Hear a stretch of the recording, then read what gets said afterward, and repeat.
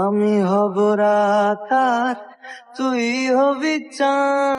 আসসালামু আলাইকুম, কেমন আছেন সবাই? আশা করি সবাই ভালো আছেন, আমরাও ভালো আছি। নতুন একটি ব্লগ নিয়ে আপনাদের মাঝে হাজির হলাম। আজকে বিকেলবেলা মনটা একটু খারাপই ছিল, তাই মনে হচ্ছিল রান্নাবান্না কিছু করব না, কিন্তু ছেলেকে বলে রেখেছিলাম আজকে চিকেন ড্রামস্টিক বানাই দিব। তো সে একটু পর পর এসে আমাকে নক করছে যে মা কখন বানাবা, কখন বানানো শুরু হবে। সে আমাকে হেল্প করতে চায়, তাই ভাবলাম আলসেমি না করে রান্নাটা শুরু করাই যাক। আজকের ইফতারের মেনু ছিল নুডলস আর চিকেন ড্রামস্টিক, তাই প্রথমে নুডলসটাকে রান্না করে নিচ্ছিলাম। নুডলস রান্নার রেসিপি আর কি বলবো বলেন, কম বেশি সবার প্রথম রান্না শেখাই হয় নুডলসের মাধ্যমে। তো সেই স্বাভাবিক নিয়মেই ধনেপাতা, কাঁচামরিচ, টমেটো, গাজর দিয়ে নুডলসটা রান্না করে ফেলেছি। আর চিকেন ড্রামস্টিক এর আগে আমি কখনো বানাইনি, এবারই প্রথম বাসায় ট্রাই করা আর কি। তো প্রথমে ব্রেড ক্রাম্প বানিয়ে নিয়েছিলাম। বাসায় পাউরুটি ছিল, সেটা একটু সেকে ব্লেন্ডারে গুঁড়ো করে নিয়েছিলাম।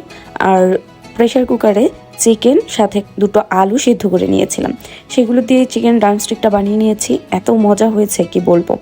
তো ইফতারের সময় প্রায় হয়ে গিয়েছিল, আমি ভেবেছিলাম আজকে রান্না করতে করতে ইফতারের টাইম বুঝি পারই হয়ে যাবে। তো যাই হোক, ইফতারের আগে রান্নাটা শেষ হয়েছে। তো সব কিছু একটু সুন্দর করে পরিবেশন করে নিচ্ছিলাম আর শরবত বানাচ্ছিলাম। শরবত বানাতে বানাতে ছেলেকে জিজ্ঞেস করছিলাম যে কোনটা তুমি খেতে চাও। সে বারবার বলছিল নুডলস, ড্রামস্টিকের দিকে একটু তাকাচ্ছিল না, অথচ তার এক্সাইটমেন্টেই কিন্তু আজকে আমি বাসায় ইফতার বানিয়েছি। আসলে বাচ্চারা বোধহয় একটু এমনই হয় যে যেটা নিয়ে বায়না করবে একটু পরেই সেটা ভুলে যায়, আর অন্য কিছু নিয়ে আবার বায়না শুরু হয়ে যায়। তো যাই হোক, আজকের ইফতারের আয়োজন এই ছিল আমাদের। খুব ভালো খেয়েছি, প্রত্যেকটা খাবারই এত মজা হয়েছিল কি বলবো।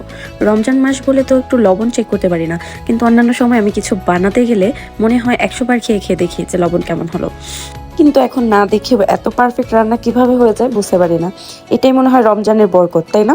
আপনাদের সাথেও কেমন হয় কমেন্ট করে জানাবেন কিন্তু, কারণ আপনাদের কমেন্ট আমাকে কিন্তু নেক্সট ব্লগ বানাতে খুব উৎসাহিত করে। তাই আপনাদের কমেন্টের আশায় থাকলাম, জানাবেন আমাকে। তো ইফতারের পর নামাজ পড়ে একটু চা নিয়ে বসলাম। আর চা বানাতে কত কিছু করা লাগে, কত বাসন কোসন সব কিছু ময়লা হয়।